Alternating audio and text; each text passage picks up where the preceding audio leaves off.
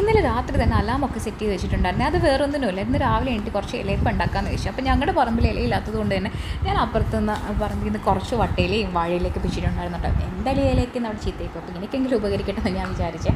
അപ്പോൾ അതിന് വേണ്ടിയിട്ടുള്ള മാവൊക്കെ കുഴച്ച് വെച്ചിട്ടുണ്ടായിരുന്നു. പിന്നെ തേങ്ങയും ശർക്കരയൊക്കെ റെഡിയാക്കി വെച്ചു.